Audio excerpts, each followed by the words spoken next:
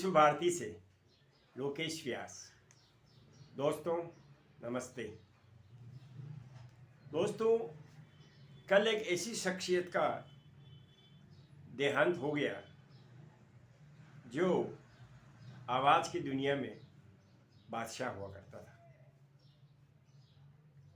वो अपनी आवाज़ से पूरे एशिया में उनका नाम था और वो शख्स थे अमीन सयानी। दोस्तों माँ सरस्वती की जिन पर कृपा होती है ऐसे बहुत कम शख्स होते हैं। माँ सरस्वती की कृपा अपने हिंदुस्तान में अगर हुई है तो वो थी लता मंगेशकर, जिनकी आवाज़ के पूरे वर्ल्ड में दीवाने हैं। उसके बाद अमीन सयानी का नाम आता है। उनके बोलने का जो सलीका जो सरस्वती ने उनको प्रदान किया था वो सारे एशिया में उनका नाम था।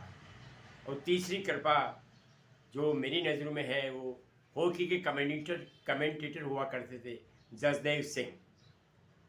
उनकी कमेंट्री भी उस दशक में जो लोगों ने सुनी है उनकी आवाज़ वो आज भी उसके दीवाने हैं।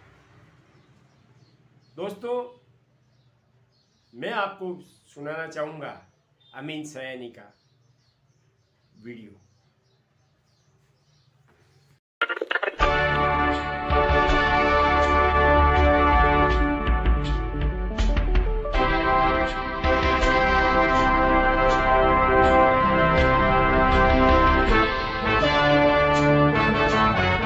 नमस्ते बहनों और भाइयों, मैं आपका दोस्त अमीन सयानी बोल रहा हूँ।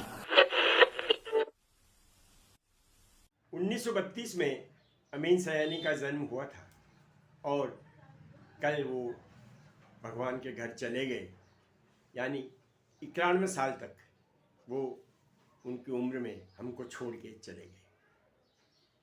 दोस्तों जिन लोगों का जन्म 55 से लेकर के 90 के बीच में हुआ है उसमें से शायद ही कोई बंदा ऐसा होगा जिसने बीना का गीतमाला नहीं सुनी। शाम को 8 बजते बजते बुधवार के दिन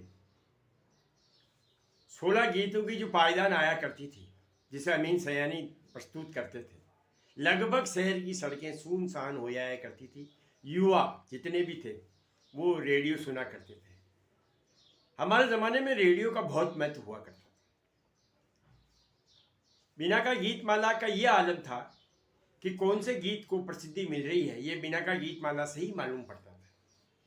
और साल के अंत में यानी कि दिसंबर महीने में कौन सा गीत वर्ष में टॉप पे रहा है, सबसे ज़्यादा बजा है, इसका चयन भी बीना का गीतमाला के माध्यम से अमीन सयानी किया करते थे। ऐसा था माहौल बीना का गीतमाला का। ये शख्स रेडियो सिलोन से इसकी यात्रा शुरू हुई थी और धीरे धीरे इन्होंने रेडियो पे अपना अनाउंसर के मामले में एक छत्र शासन कर लिया था। मेरी नज़रों में या शायद ये बिल्कुल सत्य हो कि इंडिया में रेडियो अनाउंसर के रूप में सबसे पहली जिन आदमी को ख्याति मिली वो यही शख्स थे जिनको इतनी ख्याति मिली। इनके दीवाने युवा ही नहीं तमाम फिल्मी कलाकार भी हुआ करते थे। इनकी जो बीना का गीतमाला का प्रोग्राम आता था उसमें 16 गीत हुआ करते थे। हर गीत को नंबर के अनुसार आते थे कि अभी ये कौन सा गीत टॉप पे चल रहा है। जो सबसे लास्ट में आता था वो गीत सबसे हिट गीतों में सबसे टॉप पे माना जाता था। दोस्तों अब अमीन सयानी कई फिल्मों में अपनी आवाज़ भी दी है, विज्ञापन में भी इन्होंने काफ़ी आवाज़ दी है। लगभग इन्होंने 5400 प्रोग्राम अलग अलग जगह दिए, 5400 प्रोग्राम। ये एक बहुत बड़ी संख्या होती है और इनकी आवाज़ के दीवानों की यह हालत थी कि पूरे सप्ताह भर चर्चा रहती थी कि इस बार कौन सा गीत टॉप पे आ सकता है। दिसंबर महीने में तो बिल्कुल एक माहौल बन जाता था कि वर्ष का सबसे टॉप गीत कौन सा होगा। इनके जाने से लोगों के जहन में वो दिन याद आ गए। हमारे आदरणीय प्रधानमंत्री श्री नरेंद्र जी मोदी ने इनको भावभीनी श्रद्धांजलि दी है। विविध भारती हो, रेडियो सिलोन हो, सब जगह इनके प्रोग्राम बड़े शौक से देखे जाते थे।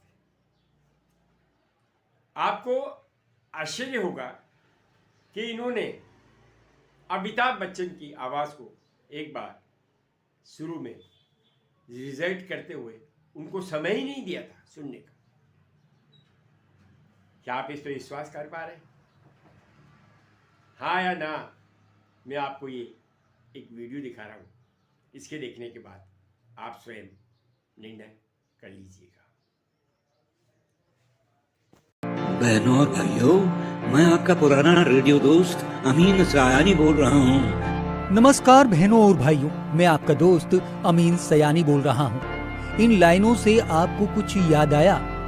जी हाँ, हम आज popular radio sensation presenter Amin Sayani की बात कर रहे हैं। रेडियो के ग्रैंड ओल्ड मैन कहे जाने वाले अमीन सयानी अब हमारे बीच नहीं रहे। इस खबर ने उनके सभी फैंस को झकझोर कर रख दिया है, तो उनकी कुछ कहानियां किस्से फैंस याद कर रहे हैं। अपनी आवाज के धनी अमीन एक समय पर इतनी बड़ी शख्सियत थे कि उनके पास बॉलीवुड के बिग बी कहे जाने वाले अमिताभ बच्चन के लिए भी समय नहीं था।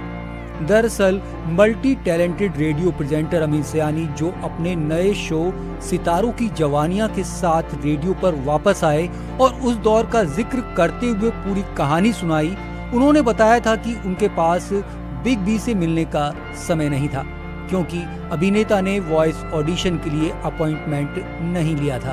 अमीन ने इंटरव्यू में कहा, ये 60 के दशक की बात है जब मैं एक हफ्ते में 20 शो किया करता था। दिन के ज्यादातर समय साउंड स्टूडियो में बंद रहता था क्योंकि मैं रेडियो प्रोग्रामिंग की हर प्रोसेस में शामिल था। एक दिन अमिताभ बच्चन नाम का एक युवक वॉइस ऑडिशन के लिए बिना अपॉइंटमेंट के चला आया। मेरे पास इस दुबले पतले आदमी के लिए 1 सेकंड का भी समय नहीं था। वह इंतजार करता रहा और चला गया और कई बार और वापस आया, लेकिन मैं उन्हें देख नहीं सका और अपने रिसेप्शनिस्ट के माध्यम से उन्हें समय लेने और आने के लिए कहता रहा। सयानी को बाद में पता चला कि ऑडिशन देने आया वो शख्स कोई और नहीं बल्कि शोले स्टार ही थे। जब आवाज के जादूगर ने आनंद देखी तो वो बिग बी की पर्सनैलिटी और आवाज से इम्प्रेस हो गए थे, बिना ये जाने कि वो वही शख्स थे जो ऑडिशन के लिए आए थे। इसका जिक्र करते हुए सयानी ने बताया कि बच्चन एक पुरस्कार समारोह में मुख्य अतिथि के रूप में आए थे और उन्होंने अपने स्ट्रगल के दिनों के बारे में बात की, जब वे 3 बार रेडियो स्टेशन आए थे और उन्हें ऑडिशन के लिए बैठने की भी अनुमति नहीं दी गई थी। ये सुनकर मैं हैरान रह गया। बाद में जब मैंने उनका इंटरव्यू लिया तो हमने इस बारे में विस्तार से बात की और इस पर हंसे भी। अब हम आपको बताते हैं शुरू हुआ। देखा आपने, अमिताभ बच्चन को भी इन्होंने ऐसे शख्सियत दी। फिर बाद में एक इंटरव्यू में अमिताभ बच्चन के साथ लेते हुए इन्होंने उस घटना को याद करते हुए कहा है कि ये बिल्कुल सत्य बात थी।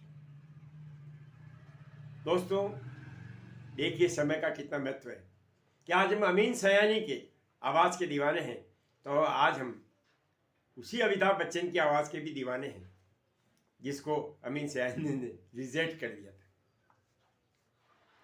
दोस्तों, आइए हम सब मिलकर अमीन सयानी को एक हार्दिक श्रद्धांजलि देवें और उनके प्रति संवेदना व्यक्त करें। भगवान ने उनको एक हार्ट अटैक से आसान सी मौत दी है, बगैर किसी दर्द के, बगैर किसी बीमार के। ये एक प्रभु की बहुत बड़ी कृपा है। जाना तो सबको होता है, लेकिन कोई नाम कमा के जाए वही प्रभु की कृपा है, और वही प्रभु की कृपा अमीन सयानी साहब पे रही है। धन्यवाद।